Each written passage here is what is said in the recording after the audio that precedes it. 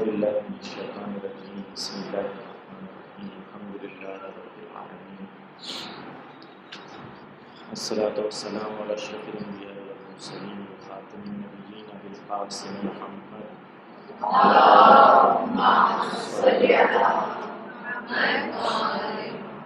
وعلی اہل بیت الطیبین الطاہرین المظلومین المعصومین ولعن اللہ علی آبائہم اجمعین. اما بعد قال اللہ فی کتابہ الکریم قد افلح من زکاہا. صلوات محمد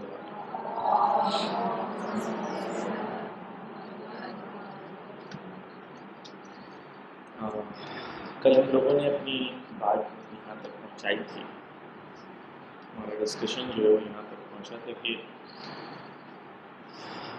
ویسٹ نے جو ایک ماڈل پیش کیا ہے کہ ایک عورت کو کس طریقے سے رہنا چاہیے وہ کتنا کھوکھلا ہے اور کتنا ویک ہے. اور ویسٹ کا نظریہ جو ہے اگرچہ وہاں ٹیکنالوجی ہے، اگرچہ وہاں پر گیجٹس ہیں، اگرچہ وہاں پر ظاہر طور پر دنیا میں بتانے والی ترقیاں ہیں، لیکن اس کے باوجود وہاں پر حقیقت میں مشکلیں کتنی زیادہ ہیں، اسٹریس کتنا زیادہ ہے، تکلیفیں کتنی زیادہ ہیں. کل ہم لوگوں نے جو لوگ آج پہلی بار آئے ہیں ان لوگوں کے لیے انفارچونیٹلی مس ہو گیا ہے، جس کے اندر ہم لوگوں نے فاؤنڈیشنل باتیں کی تھی کہ وہاں پر کتنی زیادہ مشکلات ہیں، اسٹریس لیول کتنا ہے، یا اس نظام کے اندر جو جنسی حملے ہوتے ہیں وہ کتنے زیادہ ہیں، کتنی مشکلات اس سوسائٹی کے اندر ہیں. یہ سب کل ہم لوگوں نے ڈسکس کیا. اور پھر ہم نے ایک سوال کیا تھا کہ کیا مرد اور عورت ایکول ہے، جس میں ہم نے گفتگو کی تھی نہیں، مرد اور عورت ایکول نہیں ہے اسلام کی نظر میں. کچھ ایریاز میں مرد سپیریئر ہے، مرد افضل ہیں، کچھ ایریاز میں خواتین افضل ہیں، اور کچھ ایریاز میں خدا نے دونوں کے لیے ایکول اپارچونیٹیز رکھی ہیں. تو ہم لوگ ویسٹ کی طرح زبردستی ہر چیز میں عورت مرد کے ایکول ہے یہ چیز ثابت کرنے نہیں چاہتے. یعنی کچھ لوگ ہوتے ہیں جو ہر جگہ یہ کوشش کر رہے ہوتے ہیں ثابت کرنے کے لیے کہ مرد اور عورت ہر جگہ ایکول ہے، ہر طریقے سے ایکول ہے. اسلام اس چیز کو بلیو نہیں کرتا کہ مرد اور عورت ہر طریقے سے ایکول ہے. کچھ ایریاز میں مرد سپیریئر ہیں، کچھ ایریاز میں خواتین سپیریئر ہیں، کچھ ایریاز میں جو ہیں وہ دونوں جو ہیں ایکول ہیں. کل آپ کے سامنے کچھ مثالیں بھی دیا تھا. آج میں اسی چیز کو اسٹیبلش کر کے پھر انشاءاللہ کربلا کی طرف رخ کروں گا. اور مثال کے طور پر امام زمانہ جل اللہ تعالیٰ فرجہ شریف سے حدیث ہے، وہ فرماتے ہیں ان لی فی ابنۃ رسول اللہ اسوۃ حسنہ. کہتے ہیں کہ میرے لیے میری میری جو جدہ ہیں حضرت زہرا، وہ کہہ رہے امام زمانہ کہتے ہیں میرے لیے اسوہ حسنہ ہے، میرے لیے رول ماڈل ہے. نہ کہ صرف عورتوں کے لیے حضرت زہرا رول ماڈل ہے، بلکہ وقت کے امام حجت خدا کے لیے رول ماڈل ہے. تو ممکن ہے کہ خدا عورت کو اس مقام پہ پہنچا دے، اگرچہ وہ عورت خود نور مقدسہ ہے، حضرت فاطمہ الزہرا ہے، لیکن دنیا میں ظاہر طور پر ایک عورت کے عنوان سے ہے. تو وہ عورت کو اس منزلت اور اس مقام پر خدا پہنچا دیتا ہے کہ وقت کا امام ان کو کہتا ہے کہ یہ میرے لیے اسوہ حسنہ ہے. تو اسلام میں عورت کا مرتبہ جو ہے وہ بہت بلند ہو سکتا ہے. خود حضرت معصومہ قم جو ہے حوض علمیہ قم جہاں پر ہے، وہاں پر سینٹرل شخصیت کون ہے پورے شہر میں؟ امام خمینی رضوان اللہ تعالیٰ، آیت اللہ خامنئی ہیں، آیت اللہ بہجت ہیں، علامہ طباطبائی ہیں، بڑی بڑی شخصیتیں ہیں وہاں پر. لیکن سینٹرل فگر کس کا ہے؟ سینٹرل فگر قم میں کون ہے؟ حضرت معصومہ قم. یہ خاتون ہے جن کے نام سے پورا شہر بسا ہوا ہے، اور جو اس شہر کی مین فگر ہے کون ہے؟ خاتون. تو اسلام میں ایسا نہیں ہے کہ عورت جو ہے انفیریئر ہے یا نہیں. عورت اپنی جگہ خود، اس کے کچھ رولس ہیں، رسپانسبلٹیز ہیں. کل ہم لوگوں نے اس کو ڈیٹیل میں ڈسکس کیا. اب آتے ہیں ہم لوگ اس کی طرف آتے ہیں کہ جو کربلا میں خود قرآن میں 2 قسم کے ماڈلز پیش کیے ہیں خواتین کے حوالے سے. قرآن نے کبھی گفتگو کی ہے کہ کچھ خدا نے کہا ہے کہ قرآن میں رول ماڈلس ہیں جو پازیٹیو ہیں، جو اچھے رول ماڈلس ہیں قرآن میں، جنہیں اسوہ حسنہ کہا جاتا ہے، رول ماڈلس کہا جاتا ہے. مثلا حضرت مریم ہیں، حضرت سارہ ہیں جو حضرت ابراہیم کی بیوی ہیں، حضرت آسیہ ہیں جو فرعون کی بیوی ہیں، حضرت موسیٰ کی بہن ہیں، یہ حضرت فاطمہ زہرا، حضرت خدیجہ، یہ سب جو ہیں پازیٹیو رول ماڈلس قرآن نے پیش کیے. دیکھیں سماج میں سب سے زیادہ اہم جو چیز ہوتی ہے وہ رول ماڈلس ہوتے ہیں. اگر آپ کے سماج میں اچھے رول ماڈلس ہیں تو لوگ ان کی طرح بننا چاہتے ہیں. اگر آپ کے سماج میں برے رول ماڈلس ہیں تو لوگ ان کی طرح بننا چاہتے ہیں، جنہیں کامیاب سمجھا جاتا ہے، جنہیں اچھا سمجھا جاتا ہے. ہر انسان جب چھوٹا ہوتا ہے، بڑا ہوتا ہے، تو کسی نہ کسی کو دیکھتا ہے، کسی نہ کسی شخصیت کو دیکھتا ہے اور اسے لگتا ہے مجھے ایسا ہونا چاہیے، وہ اسے رول ماڈل بناتا ہے. سماج میں اگر اچھے لوگ رول ماڈل بنیں گے تو سماج کی بچیاں، سماج میں جو نئی جنریشن ہے ان کے لیے پازیٹیو رول ماڈلز کریٹ ہوں گے. اور اگر برے لوگ رول ماڈلز بن جائیں گے تو بچیاں یا ینگ جنریشن ہے وہ ان کو رول ماڈل بنائیں. کل ہم نے گفتگو کی تھی کس طریقے سے باربی ڈال کو بچپن سے ہی بچوں کے ذہنوں پہ حاوی کر دیا جاتا ہے، کہ بچپن سے ہی بچوں کو کہا جاتا ہے کہ تمہیں باربی ڈال کی طرح بننا ہے، اور باربی ڈال کو ایک رول ماڈل کی طرح بتایا جاتا ہے. اور پھر ہم نے کل ڈسکس کیا تھا کس طریقے سے اس کا وہ دکھتی کیسی ہے، اس کا بال کیسا ہے، اس کا رنگ کیسا ہے، اور بچپن سے ہی بچوں کو کہا جاتا ہے خوبصورت، یعنی یہ بچپن سے ہی رول ماڈل کریٹ کیا جاتا ہے. اسی لیے قرآن نے بھی جو ہے پازیٹیو اور نیگیٹو دونوں رول ماڈلز کو قرآن میں ذکر کیا. یہ ممکن ہے کہ ایک خاتون ایسے ماحول میں رہے جو نبی کا گھرانہ ہے، یا حضرت مریم کا جو قصہ ہے، حضرت مریم وہ انبیاء کے گھرانے سے ہے اور اس گھرانے میں رہ کے وہ حضرت مریم کے مقام پر پہنچے. لیکن یہ بھی ممکن ہے کہ فرعون کے گھر میں رہنے کے بعد فرعون کی بیوی بھی جو ہے وہ مومنہ بن جائے. تو ماحول کا اثر ہوتا ہے، لیکن یہ ممکن ہے کہ ماحول میں ایسے ماحول میں رہنے کے بعد جو ماحول فرعون کا ماحول ہے اس میں بھی ایک عورت جو ہے اپنے آپ کو اس طریقے سے اس مقام تک پہنچا دے. تو ہم لوگوں کے لیے یہ کلیئر ہونا چاہیے کہ قرآن نے دو قسم کے رول ماڈل دیے ہیں. ایک رول ماڈل وہ ہے جو پازیٹیو ہے. قرآن نے نیگیٹو رول ماڈلز کے سلسلے میں بھی گفتگو کی ہے. مثلا حضرت نوح کی بیوی، ظاہر طور پر حضرت نوح نبی ہیں، ان کی بیوی ہے ظاہر طور پر یہ، لیکن اس ماحول میں رہنے کے بعد بھی وہ نبی کی تعلیمات سے آراستہ نہیں ہے اور نبی کی ہمراہی نہیں کر پاتی. تو یہ ممکن ہے کہ فرعون کی بیوی ہو مومنہ ہو، اور یہ ممکن ہے کہ نوح کی بیوی ہو لیکن مومنہ نہ ہو. دونوں پاسبلٹیز قرآن نے ہمارے سامنے پیش کی ہیں. حضرت لوط کی بیوی کے سلسلے میں بھی یہی ملتا ہے کہ حضرت لوط کی بیوی نے بھی حضرت لوط کی ہمراہی نہیں کی. تو قرآن میں یہ دونوں رول ماڈلز ہمیں نظر آتے ہیں. اس کے علاوہ رسول اللہ کی بیویوں کے سلسلے میں بھی قرآن میں سورہ تحریم میں واضح طور پر ذکر ہے کہ ہم جنہیں ہمیں کوئی تعصب کی بنیاد پہ ہم نہیں ہے کہ رسول اللہ کی کچھ بیویوں کو ہم نہیں پسند کرتے ہیں، ہماری کوئی پرسنل کسی سے دشمنی نہیں ہے، بلکہ واضح طور پر قرآن میں یہ ذکر ہے. سورہ تحریم اگر آپ کھول کے دیکھیں گے تو اس میں جو ہے واضح طور پر ذکر ہے آیت نمبر 1 سے آیت نمبر 6 میں، جہاں پر خدا کہتا ہے کہ اگر تم نے رسول، یہ واقعہ یہ ہے کہ رسول حضرت حفصہ کو کوئی ایک چیز کہتے ہیں اور یہ کہہ کے کہتے ہیں کہ آپ یہ کسی کو نہیں بتانا، یعنی کانفیڈینشیل بات ہے.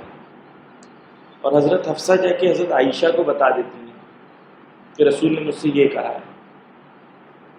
تو خدا نے یہاں پر ڈاٹا ہے قرآن میں سورہ ترحیم میں، اور خدا نے کہا ہے کہ اگر تمہیں لگتا ہے کہ جو تم نے ظاہر کر دیا ہے چیزوں کو، تم نے جو ظاہر کر دیا ہے چیزوں کو، جبکہ خدا نے کہا تھا تمہیں ظاہر نہیں کرنا ہے، اس کے بعد خدا کہتا ہے کہ اگر تمہارے دل میں جو کجی آ گئی ہے اگر تم توبہ کر لو تو خدا معاف کر دے گا، لیکن اگر تم نے توبہ نہیں کیا تو یقین جان لو کہ اللہ مددگار ہے رسول کا۔ فإن اللہ هو مولاه وجبرائیل وصالح المؤمنین والملائکۃ بعد ذلک ظہیر۔ اس کے اندر یہ خدا کہتا ہے کہ وہ جو ملائکہ ہیں، مومنین ہیں، اور جبرائیل ہے، اور اللہ سبحانہ و تعالیٰ اللہ کا مددگار ہے۔ اگر تم توبہ نہیں کرو گی تو تم یہ مت سوچو کہ تم رسول کا کچھ بگاڑ لو گی، اللہ ان کی مدد کرے گا۔ کس سے گفتگو کر رہا ہے قرآن میں؟ قرآن یہ رسول کی بیوی سے گفتگو کر رہا ہے قرآن میں، اور کہہ رہا ہے کہ توبہ کر لو۔ اگر توبہ کر لی تو کوئی بات نہیں۔ تو ظاہر سی بات ہے قرآن نے دونوں رول ماڈلز دیے ہیں، کہ حضرت خدیجہ کو رول ماڈل دیا ہے کہ حضرت خدیجہ اس مقام پر ہے کہ حضرت خدیجہ کے فعل کو خدا کہتا ہے یہ میرا فعل، کس طریقے سے ہم نے تمہاری مدد کی جب تمہیں ضرورت مند پایا۔ ضرورت کس نے کی تھی؟ مدد کس نے کی تھی؟ حضرت خدیجہ نے کی تھی، حضرت ابو طالب نے کی تھی۔ خدا ان کے فعل کو اپنا فعل بتا رہا ہے۔ یہاں پر دوسری جگہ پر حضرت حفصہ کے سلسلے میں، حضرت عائشہ کے سلسلے میں یہ بیان ہوتا ہے۔ اگلی آیت میں کہتا ہے خدا اسربہ ان طلقکن، خدا کہتا ہے کہ اگر تم نے نہیں کیا ایسا تو یہ بہتر ہوگا کہ خدا تمہارا طلاق کرا دے، اور تمہارے بدلی میں یبدلہ ازواجن، خدا کہتا ہے تمہارے بدلی میں کیا کرے گا وہ؟ ازواجن خیرن، یعنی تمہارے بدلی میں ایسی رسول اللہ کو بیوی دے گا جو ان کے لیے خیر ہوگی، جو مسلم ہوگی، مومنہ ہوگی، جو قانے ہوگی رسول اللہ کی، جو اللہ نے جو جتنا دیا ہے اس پہ قانے ہو جائے گی، رسول اللہ کی تابع ہوگی، عابدہ ہوگی، پاک ہوگی اور باقرہ ہوگی۔ یہ تمام صفتوں کو خدا جو ہے قرآن میں بیان کر رہا ہے، اور کہہ رہا ہے کہ اگر تم نے نہیں مانا تو اللہ جو ہے تمہیں ریپلیس کر دے گا، اور اللہ رسول اللہ کے لیے ایسی بیوی کو رسول اللہ کے لیے حاضر کیا۔ تو قرآن نے جو ہے ماڈل دیا ہے، کہا کہ رسول کی اطاعت اگر نہیں کرو گے تو خدا سے دشمنی کے برابر ہے، اور خدا رسول کی حمایت کرے گا۔ تو یعنی حمایت کس سے ہوتی ہے؟ خود دفاع کس کا ہوتا ہے؟ دفاع اس کا ہوتا ہے جب سامنے سے حملہ ہو، سامنے سے مشکلیں ہو۔ واضح طور پر خدا کہہ رہا ہے کہ خدا مددگار ہے، خدا مولا ہے اس رسول اللہ کا، تم کچھ بگاڑ نہیں سکتی رسول اللہ کا۔ یعنی واضح طور پر ہے کہ بگاڑنا چاہتے تھے اور اللہ ڈانٹ کے ان کو سمجھانا چاہتا ہے۔ خوب یہاں پر ایک چیز سمجھ میں آئی کہ رسول اللہ کے گھر میں رہنے کے باوجود بھی ضروری نہیں ہے کوئی ہدایت یافتہ ہو جائے۔ ہم نے دیکھا حضرت لوط کی بیوی ہیں، حضرت نوح کی بیوی ہیں، رسول اللہ کی بیوی ہیں، رسول اللہ کے گھر میں رہنے کے باوجود ہدایت یافتہ نہیں ہے۔ حضرت فرعون کی جو بیوی تھی، وہ فرعون کی بیوی فرعون کے گھر میں رہنے کے بعد بھی جو ہے ہدایت یافتہ تھی۔ تو یہ آپ کی نفس کے اوپر، ہماری نفس کے اوپر ہے کہ ہم نے اپنی نفس کو، سخت ہے ایک ایسے ماحول میں جہاں گناہ عام ہو، اس ماحول میں اپنی نفس کو پاکیزہ رکھنا سخت ہے، لیکن ناممکن نہیں ہے۔ اور خدا نے ان کے درجات کو بلند رکھا ہے کہ جو سخت حالات میں اپنے ایمان کی حفاظت کرتی ہے۔ جتنا حالات سخت ہوتا چلا جاتا ہے اور لوگ اپنی ایمان کی حفاظت کرتے ہیں، خدا نے ان کے درجات کو اتنا ہی بلند رکھا ہے۔ میں ابھی آگے مثال دوں گا میں انشاءاللہ کہ خولی جو ہے ملعون، جس نے دشمنان امام حسین علیہ السلام سے قاتلان امام حسین علیہ السلام میں سے ہے، خولی کی بیوی جو ہے وہ مومنہ ہو جاتی ہے۔ جب ان کے گھر پہ امام حسین علیہ السلام کا سر لایا جاتا ہے تو وہ اپنے شوہر سے کہتی ہے جاؤ، کیا کر رہے ہو؟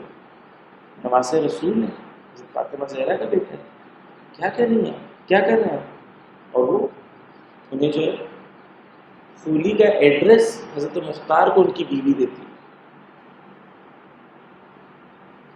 تو دونوں ماڈلز موجود ہیں، ایکسٹریم ظالمین کے ساتھ رہ کے بھی ہدایت یافتہ، اور ایکسٹریم نبی اور ہدایت ہادی کے ساتھ رہ کے بھی گمراہ۔ تو کوئی یہ گمان نہ کرے کہ میں اس گھر میں ہوں یا میں شیعہ ہوں یا میں سید ہوں یا میں عزاداری کرتی ہوں تو مجھے کوئی گمراہ نہیں کر سکتا. نہیں، ایسا نہیں. تاریخ میں ایسا نہیں ہے. شیطان ہر ایک کے لیے گمراہ کرنے کے لیے راستے بناتا ہے. تو اب آتے ہیں ہم کربلا کی طرف. کربلا میں بھی ہم دیکھتے ہیں کہ ہم آئیڈیل رول ماڈلز کو تلاش کرنے کی کوشش کر رہے ہیں کہ وہ لوگ جن لوگوں نے انسانوں کے درمیان اور انسانیت کے لیے میں سب سے بالا ترین اور بلند مرتبے پہ جو لوگ تھے ان کو ہم پہچاننے کی کوشش کرتے ہیں. کربلا کی خواتین کو ہم 4 حصوں میں ڈیوائڈ کر سکتے ہیں. ایک یہ وہ خواتین کربلا میں جو زمینہ ساز کربلا ہیں، یعنی وہ کربلا میں خود موجود نہیں تھیں لیکن کربلا کے لیے انہوں نے فاؤنڈیشنز بنائی. خود کربلا میں فزیکلی موجود نہیں تھی لیکن کربلا کے لیے انہوں نے فاؤنڈیشنز بنائی. دوسری وہ خواتین ہیں جو خود روز عاشور جو ہیں وہ کربلا کے میدان میں موجود تھیں. دوسری یہ خواتین. تیسری وہ خواتین ہیں جو لوگ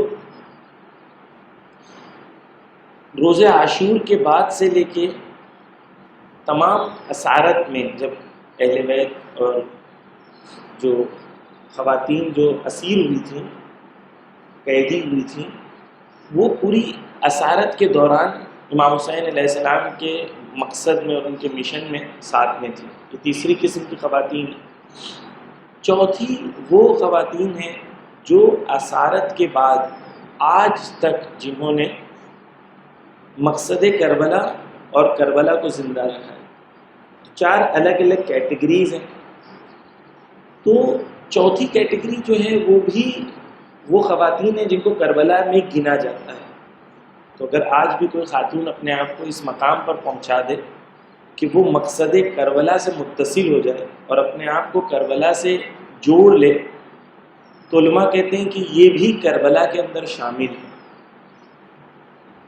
یہ 4 کیٹیگریز ہم نے پہلے بنا لی کہ کربلا کی کچھ زمینہ ساز کربلا ہیں. سب سے پہلے ہم وہاں سے شروع کرتے ہیں کہ وہ خواتین جو کربلا کی زمینہ ساز ہیں، جنہوں نے کربلا کی فاؤنڈیشن رکھی.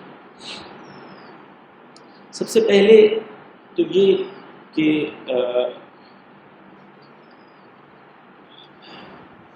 ایک خاتون ہے جن کا نام ہے ماریہ بنت سعد. جواد محدثی اپنی کتاب جو ہے فرہنگ عاشورہ میں اس کا ذکر کرتے ہیں. کہتے ہیں کہ یہ خاتون جو ہے ماریہ جو خاتون تھی یہ ایک شیعہ خاتون تھی، بصرہ میں رہتی تھی. اور ان کے گھر جو ہے ان کا گھر مجلسوں، محفلوں، اہل بیت کی محفل اور مجلسوں کے لیے مشہور تھا. ہوتے ہیں نا کچھ گھر جہاں پر بہت مجلسیں ہوتی ہیں، بہت محفلیں ہوتی ہیں، لیکن کیوں ہوتی ہیں؟ اس لیے کیونکہ پیسہ ہے، اس لیے دکھانا ہے، اس لیے کہ واقعی حسین علیہ السلام کے مقصد کے ساتھ جڑنا ہے. یہ اور بھی مجلسیں ہوتی تھیں لیکن یہ جو تھی خاتون ماریہ، یہ خاتون جو ہے یہ کیا کرتی تھی، ان کے گھر پہ مجلسیں ہوتی تھیں اور یہ خود کو اہل بیت کے مقصد سے جوڑی ہوئی تھی. تو بصرہ میں رہتی تھی اور بصرہ میں گھر میں محافل اہل بیت ہوتی تھی اور شاگرد اہل بیت کو تیار کیا جاتا تھا ایسے محافل سے. تو گھر میں مجلسوں کی بہت عظمت ہے. انہوں نے گھر میں مجلس کی لیکن اس کا اثر کیا ہوا؟ 3 شہداء کربلا ان کے گھر سے تربیت یافتہ کربلا میں پہنچے. تو خود کربلا میں موجود نہیں تھی لیکن ان کی مجلسوں کے ذریعے سے، محفلوں کے ذریعے سے 3 شہداء کربلا جو ہیں وہ کربلا کے میدان میں پہنچے. تو علماء کہتے ہیں کہ خود یہ بھی کربلا میں تھی کیونکہ ان کا کردار کربلا میں موجود تھا.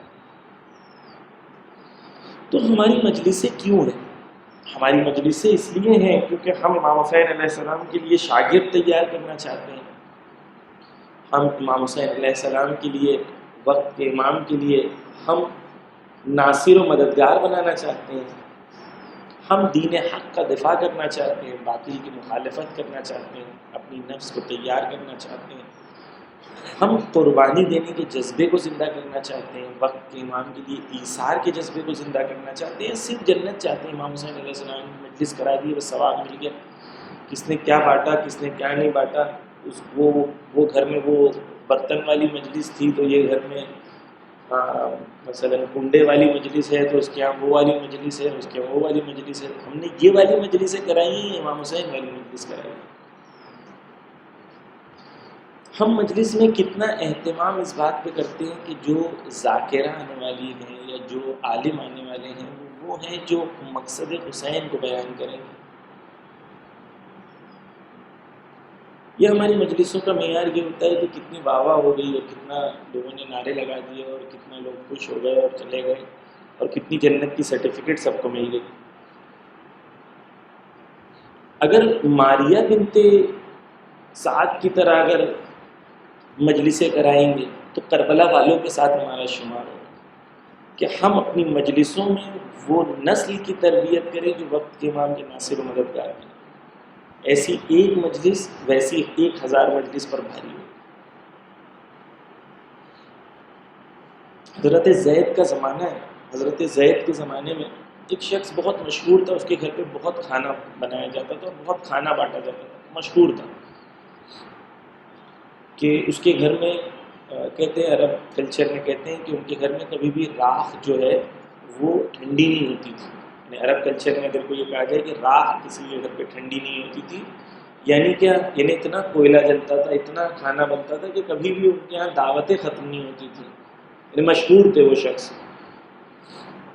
آیت اللہ خامنہ اپنی تحلیل میں بیان کرتے ہیں کہ اسی کے مقابلے پہ خاتون تھی جس نے صرف 2 درہم حضرت زید کو دیا، صرف 2 درہم، لیکن کہتے ہیں کہ یہ 2 درہم جو خاتون نے حضرت زید کو دیا تھا وہ جہاد میں شامل تھی۔ کیوں؟ کیونکہ بامقصد بامعرفت تھی۔ عزیزان گرامی، یہی مجلسیں جو ہم کراتے ہیں اگر یہ بامقصد ہو جائے، بامعرفت ہو جائے، قوم میں انقلاب آ جائے۔ آپ یقین جان لیں، قوم میں انقلاب لانا چاہتی ہیں تو مردوں کی مجلس سے نہیں آئے گا، عورتوں کی مجلسوں سے۔ جب عورتیں چینج ہو جائیں گی تو سماج خود چینج ہو جائے گا۔ آپ عورتوں کے اندر شعور و بیداری پیدا کریں، عورتوں کے اندر معرفت پیدا کریں۔ جب عورتوں کے اندر شعور و معرفت آ جائے گا تو عورتیں خود، گھر میں تو پتہ ہے آپ کو کس کا کنٹرول ہوتا ہے، تو بتانے کی بھی ضرورت نہیں ہوتی ہے، گھر میں کس کا کنٹرول ہوتا ہے؟ لیڈیز کا ہی ہوتا ہے۔ تو اگر گھر میں خاتون ہوتی ہیں، بچوں کی تربیت وہ کرتی ہیں، پورا وقت شوہر باہر ہوتے ہیں، گھر کا ماحول عورت کے ہاتھ میں ہوتا ہے، خاتون کے ہاتھ میں ہوتا ہے، کیسا وہ ماحول بنا رہی ہے گھر کا۔ تو اگر عورتوں کے اندر یہ جذبہ آ جائے، جذبہ قربانی، جذبہ شہادت، جذبہ انقلاب، تو عورتیں جو ہے میدان میں آ سکتی ہیں، اور یہ فاؤنڈیشن ہے قوم کو چینج کرنے کا۔ امام خمینی کی زبان کا تعالیٰ کہ انقلاب کے اندر سب سے زیادہ عورتوں نے کردار ادا کیا۔ جب انقلاب ایران میں شروع ہوا اور مرد باہر نہیں جا رہے تھے تو عورتوں نے اپنی چوڑیاں یا اپنے زیور نکال کے مردوں کے منہ پر مار دیا، کہا کہ تم نہیں جا سکتے ہو تو ہم جائیں گے۔ اور جب مسجدوں میں اعلان ہوتا تھا کہ امام خمینی انقلاب لا رہے ہیں، ان کے لیے پیسے کی ضرورت ہے، تو عورتیں اپنا زیور اتار کے مسجدوں میں دے دیا کرتی۔ یہ جذبہ تھا ان کے اندر، اس کی وجہ سے آج انقلاب ہے۔ کس کی وجہ سے؟ خواتین کی وجہ سے۔ امام خمینی سے پوچھا گیا کہ انقلاب لانا ہے تو کیا کرنا ہے؟ تو انہوں نے کہا مجھے پاکیزہ مائیں دیں، میں تمہیں انقلاب دوں۔ ان ماؤں کی گود سے، ان کے دامن سے ایسے بچے پرورش پائیں گے جو شہدا ہوں گے، جو شہادت طلب ہوں گے، اور ان کے ذریعے سے ہی انقلاب آتا ہے۔ تو ماؤں کا کردار، عورتوں کا کردار سینٹرل۔ تو چھوٹے گھر میں بڑی اثر والی مجلسیں کریں، چھوٹی مجلسیں جن کا اثر بڑا ہو۔ ہر مجلس میں 10 خاتون، ایک 2 5 10 خاتون اگر تبدیل ہو جائے تو 1000 مجلس میں 10,000 لوگ تبدیل ہو جائے۔ لیکن جب ہمارا مقصد ہی نہیں کسی کو تبدیل کرنا ہے، ہمارا مقصد ہی نہیں امام کی نصرت کے لیے مجلس کرانا ہے، تو پھر کیسے تبدیل ہوں گے لوگ؟ ہمارا مقصد ہی نہیں کسی کو، ہم نے کبھی چاہا ہی نہیں کہ ہماری مجلسوں کے ذریعے سے لوگ تبدیل ہو، امام کے ناصر و مددگار بنے۔ تو نیچرلی نہیں بنے گی.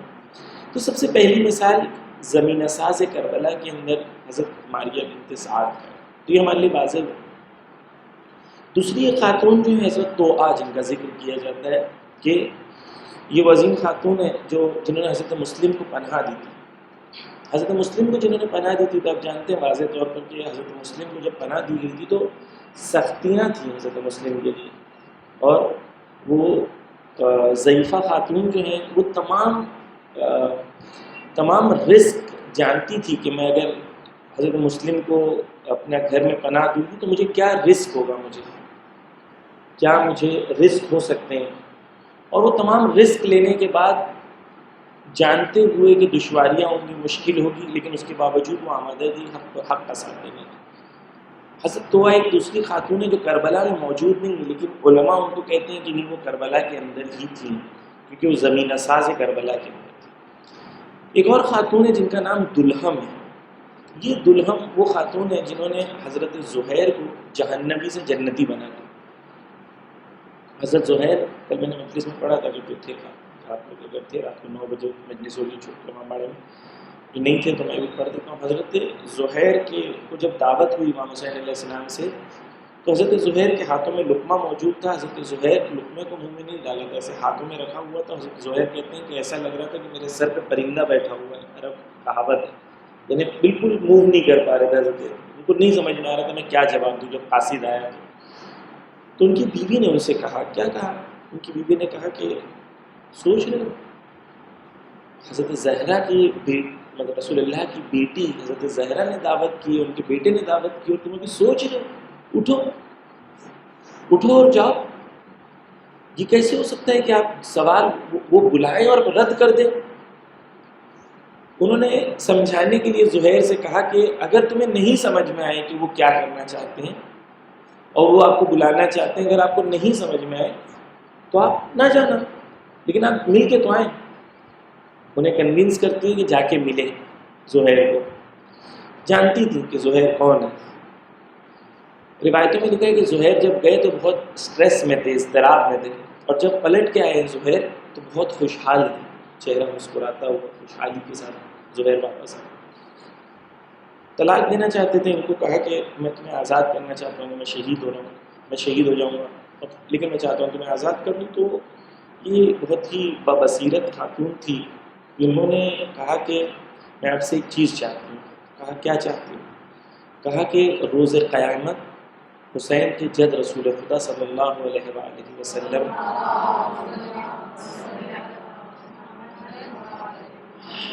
کے سامنے آپ روز قیامت میرے لیے سفارش کرنا. یہ تمنا کی کہ جب روز قیامت میں جب امام حسین کے اصحاب میں سے ہو جائیں گے تو اس دن مجھے نہیں بھولنا، اس دن میری سفارش آپ رسول اللہ سے کرنا. ایک بامعرفت خاتون کیسے قربانی دینے کے لیے تیار ہے، اپنا شوہر دینے کے لیے تیار ہے، اپنے شوہر کو بلکہ راہ حق میں تیار کر رہی ہے. کل پوچھ رہے تھے کوئی ہماری بہن کہ عورتیں کمزور ہوتی ہیں. کہاں کمزور ہوتی ہیں؟ کربلائی عورتیں کمزور نہیں ہیں، کربلائی عورتیں کمزور نہیں ہیں.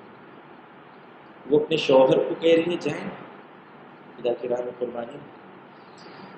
ایک جہنمی زہیر ابن قین جو یہ بلیو کرتے تھے کہ امام علی عثمان کے قاتل ہیں اور عثمانی تھے، شیعہ نہیں تھے زہیر. امام حسین امام علی کو قاتل سمجھتے تھے، امام علی کے دشمنوں میں سے تھے. لیکن ایک بیوی نے اس زہیر کو امام حسین کے خیمے کا، امام حسین کی فوج کا رائٹ ونگ کا کمانڈر بنا دیا. جب زبیر آئے امام کے خیمے میں تو رائٹ ونگ کے کمانڈر بن گئے تھے زبیر. یہ بھی خاتون دلہم ہے، یہ خود کربلا میں موجود نہیں تھی لیکن کربلا میں موجود تھی کیونکہ ان کا کردار موجود تھا. انہوں نے زہیر کو تیار کر کے بھیجا تھا کربلا میں. تو ضروری نہیں ہے کہ کوئی کربلا میں موجود رہے تو ہی وہ کربلا کے اندر ہے. دوسری وہ خاتون ہے، دوسری کیٹیگری وہ خاتون کی ہے جو کربلا میں موجود تھی جس میں سر فہرست بنی ہاشم کی خواتین ہیں، لیکن ابھی میں ان کا ذکر نہیں کروں گا کیونکہ وقت ہمارے پاس انف نہیں ہے۔ میں کچھ اور خاتون جو مشہور نہیں ہیں ان کے سلسلے میں آپ کے ساتھ کچھ دیر گفتگو کروں گا۔ جو سب سے پہلے وہاب قلبی کی ماں اور ان کی بیوی، ایسا نہیں کہ رامی ہم ہزاروں مجلسیں سنتے ہیں، کئی 100 ہم نے مجلسیں سنی ہیں، کئی امام حسین کا تذکرہ سنتے ہیں، کربلا کا تذکرہ سنتے ہیں، حضرت زینب کا تذکرہ سنتے ہیں، امام حسین کا تذکرہ ہم سنتے رہتے ہیں۔ اتنا سننے کے بعد ہماری نفس و روح پر اثر کیوں نہیں ہے؟ آپ توجہ کریں کہ وہاب قلبی کی ماں اور بیوی جو ہے امام حسین صرف ایک بار نہیں، ایک بار نہیں۔ مشہور واقعہ آپ جانتے ہیں کہ امام حسین معجزے سے پتھر کو ہٹاتے ہیں اور پانی چشمہ جاری ہو جاتا ہے۔ جب وہاب واپس آتے ہیں پلٹ کے تو ان کی ماں کہتی ہے کہ میں نے وہ نورانی چہرہ دیکھا کہ اگر حضرت عیسیٰ ہوتے اور تو میں ان کو ایسے ہی تصور کرتی۔ وہاب کی ماں کہتی ہے کہ انہوں نے کہا ہے کہ اگر ممکن ہو، امام حسین نے کہا ہے کہ اگر تمہارے بیٹے کے لیے ممکن ہو تو وہ ہمیں ہمارا حامی و مددگار بن سکتا ہے۔ وہاب کی ماں اور بیٹی کے لیے آپشن تھا کہ اصلاً کچھ نہ کہے وہاب سے، اصلاً کچھ نہ کہے، کون آیا تھا، کیا ہوا تھا، کچھ نہ کہتے تو شہید نہیں ہوتے، زندہ رہتے۔ اگر وہ زندہ رہنے کو اپنے لیے عظمت سمجھتے تو نہیں کہتے، وہ ان کے لیے یہ دنیا ہی سب کچھ ہوتی تو نہیں کہتے، لیکن انہوں نے کہا، بلکہ اپنے بیٹے کو کہا کہ ہمیں جانا چاہیے، ہمیں ان کا ساتھ دینا چاہیے۔ چند دن کے مسلمان، لیکن جو بات روح میں اتر جاتی ہے وہ اثر کرنے کے لیے ایک دن اور کچھ لمحے ہی کافی ہے، اور جو اثر نہیں کرنی ہوتی ہے وہ ہزاروں مجلسیں سننے کے بعد بھی اثر نہیں ہوتی۔ حضرت وہاب کی جو مادر ہے وہ خود جو ہے تیار کرتی ہیں وہاب کو جنگ کے لیے، جا کے ملتے ہیں امام حسین سے۔ روزہ عاشور مشہور ہے، لیکن اس زاویے سے دیکھیں کہ ایک بیوی ہے جس کی شادی ہو کے صرف 20 دن میں، اور 20 دن کی نئی نویلی دلہن ہے حضرت وہاب کی بیوی، 20 دن کی دلہن، لیکن اپنے شوہر کو تیار کر کے میدان میں بھیجتی۔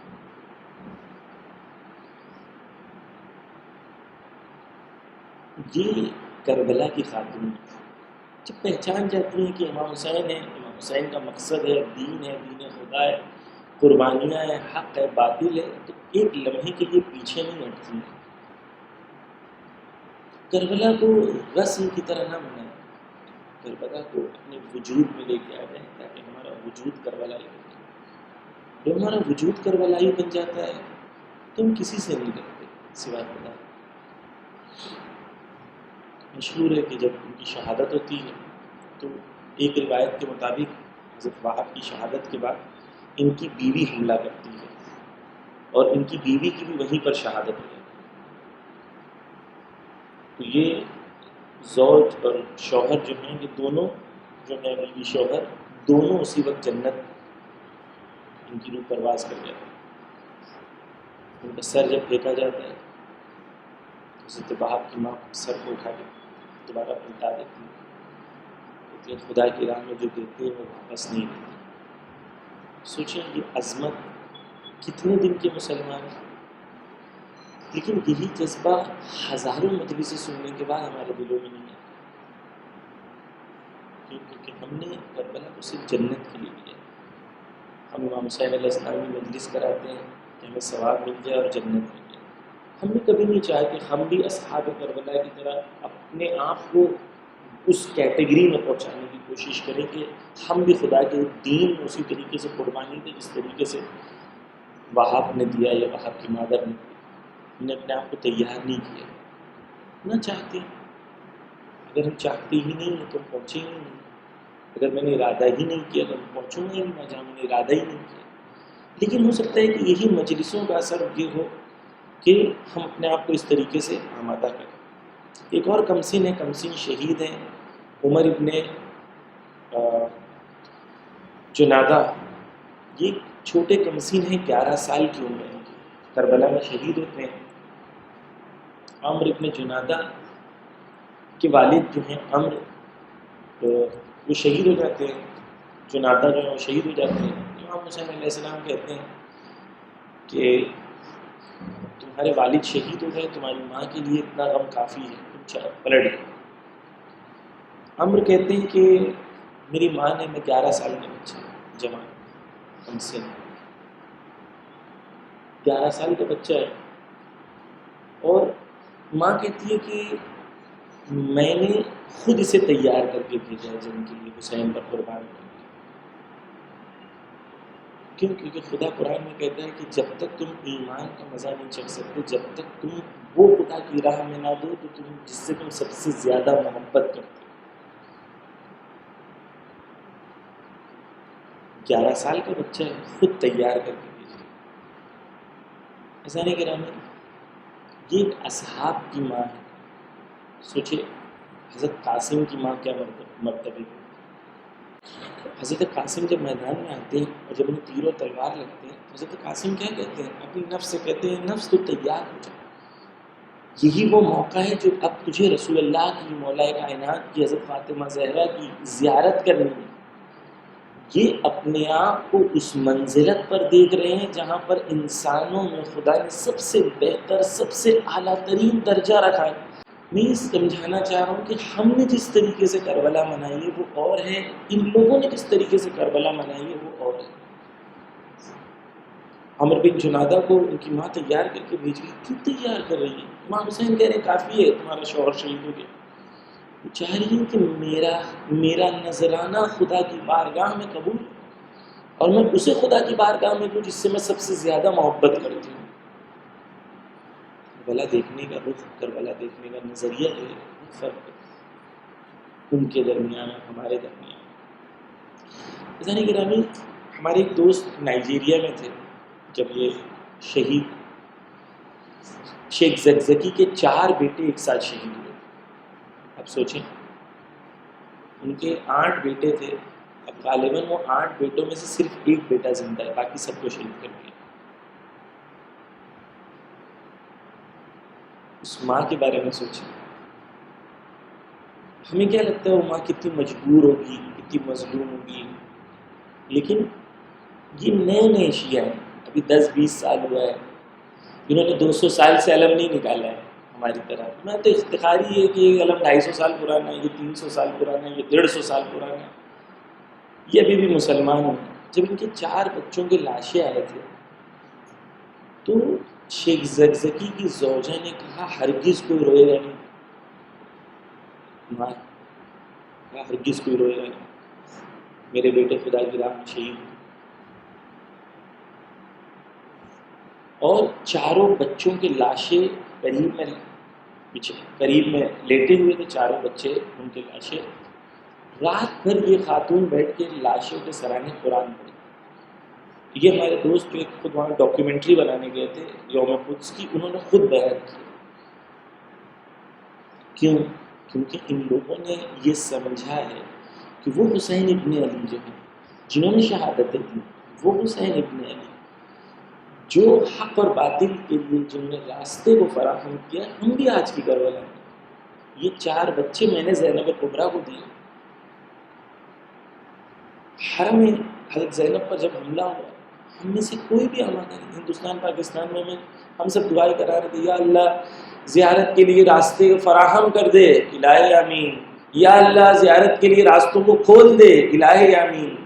کوئی بھی پرواہ نہیں تھی کہ حرم پر حملہ ہو رہا ہے، ہمارا کوئی کردار ہے کہ نہیں، ہمیں صرف اپنی زیارت کرنی ہے. اتنے خود غرض ہیں.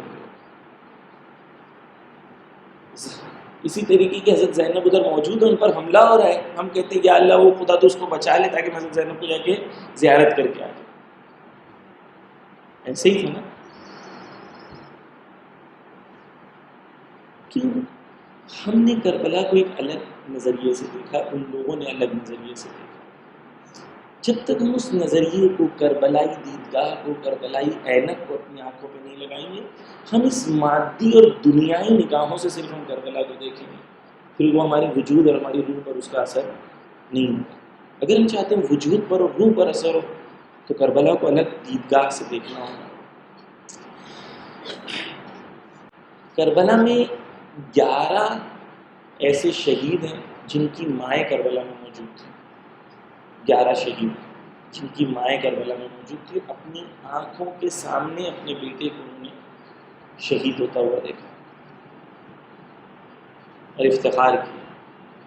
ایک بھی کوئی ایسی خاتون کربلا میں نہیں ملتی کہ جن کا بیٹا شہید ہوا اور انہوں نے افتخار نہ کیا ہو، یا انہوں نے یہ اظہار کیا ہو کہ مشکل ہو گئی، کاش یہ نہ ہوتا، ہائے کتنی بڑی سختی آ گئی، ہائے یہ ہو گیا. حضرت زینب کے جب بچے آئے شہادت کے بعد تو حضرت زینب نے کیا کیا؟ سجدے میں سر، خدایا تیرا شکر. حضرت زینب سلام اللہ علیہ جب اونا محمد کا لاشا آیا تو سب سے پہلے ہر بنی ہاشم کے لاشے کو حضرت زینب سلام اللہ علیہ جاتی تھی استقبال کی. لیکن جب بنی ہاشم میں اونا محمد کا لاشا آیا تو حضرت زینب نہیں گئی. سب کو لگا کہ ماں ہے، ماں محبت زیادہ کرتی ہے بچے سے، اس لیے نہیں گئی. لیکن جب خیموں میں آ کے دیکھا گیا تو حضرت زینب اس وقت سجدے کی حالت. خدایا تیرا شکر کہ تو نے مجھے ان میں سے قرار دیا کہ ان کے بچے شہید ہوئے. وہ حضرت زینب جو ہم نے ذہنوں میں بنایا ہے اور وہ حضرت زینب جو کربلا میں موجود تھی، اور ہمیں اس حضرت زینب کو پہچاننا تاکہ ہماری روح زینبی بن سکے، ہم حضرت زینب کے راہ پر چل سکیں. انشاءاللہ کل زندگی رہی تو بچی 2 کیٹیگریز جو ہیں، جو اسارت میں تھیں، ان کے کچھ واقعات، قصے، اور جو کربلا میں تھے یا بعد میں کربلا کے بعد جو ہیں آج تک جنہوں نے اپنا کردار باقی رکھا ہے، ان کو انشاءاللہ کی خدمت میں پیش کروں گا. اللهم صل على